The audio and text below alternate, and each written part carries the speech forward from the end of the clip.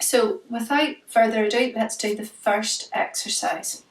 So the first stretch is for upper arm cording. So this is generally, if for example this is my operated side and this is the side that my cording is present on, the cording may be into the armpit itself, or it may well extend into the upper arm and potentially as far down as the top of the elbow joint.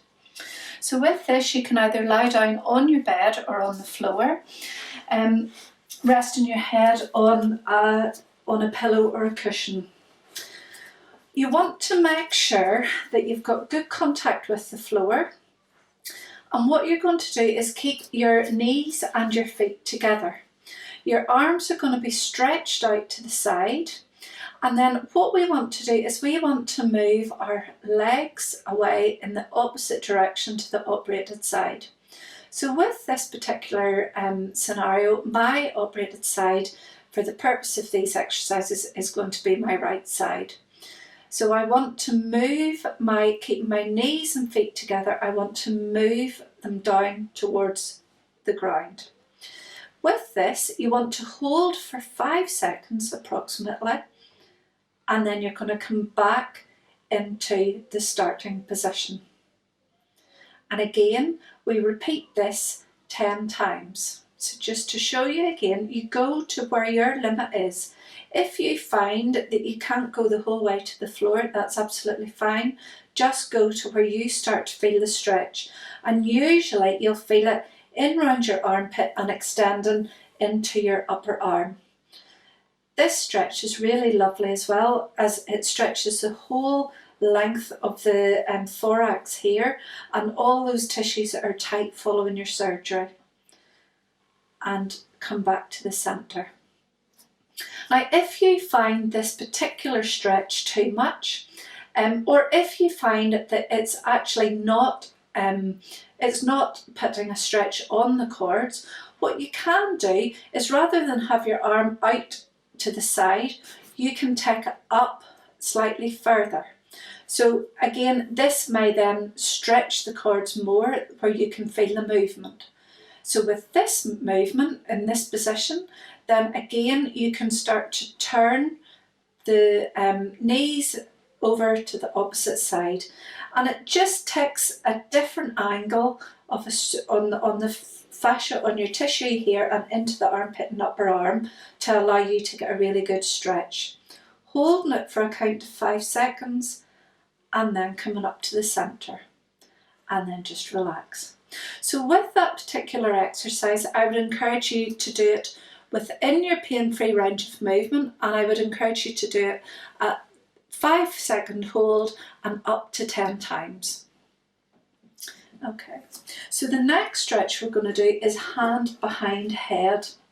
And with this one, this is really lovely for those people who are tight, again up in round the armpit and into the upper arm. And particularly for those that have surgical scars just on the side of the chest wall here below the armpit. With this one, you're going to place your hands behind your head, and then you're going to slowly take your elbows down towards the floor. Hold for a count of 5 seconds and then bring them back up again.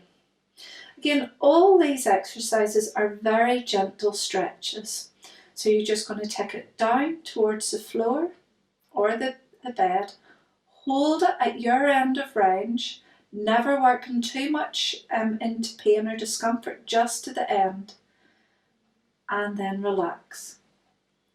And again, like I say, with this particular one, you're going to repeat 5 to 10 times.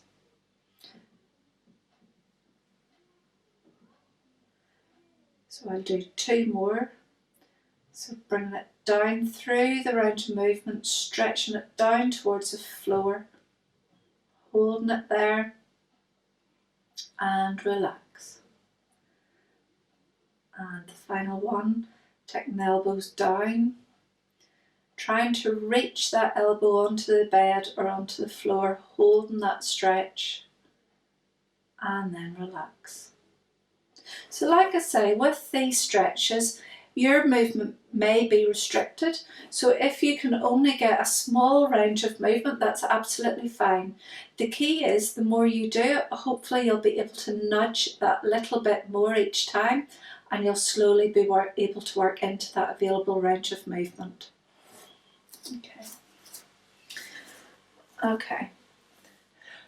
So the next one is just a slight progression on from the hand behind head, and with it what we're doing is we are going to stretch the lower trunk as well. And this is a really good one after your surgery, because everything's really tight in around the side of the chest wall and potentially in around the breast area, depending on where your surgical site is. So with this one, again, assuming that my surgical site is my right side, you're going to put your hands behind your head and you're going to take your arms down, and then you're going to add an additional stretch like before, where we take the knees and the feet to the opposite side. You go to your limit, then you take your elbows off. You take your elbows on towards the floor, stretch in, hold that stretch 5 seconds, and then release to a starting position.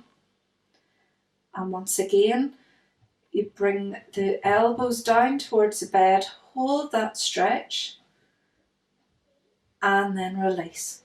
So with all these stretches, it's a nice gentle stretch on, where you're feeling it across your trunk, into your armpit and into your upper arm. Holding it for a count of 5 and then relax. And one more. Bringing it down, holding it there and relax. And then you can bring your legs back up into position. So with that truncal twist, it just increases that tension and increases that stretch a little bit more. So I would start off with the initial head behind shoulder to start with, and if you find that too easy, then you can bring in your truncal twist, where you're bringing your legs to the opposite side.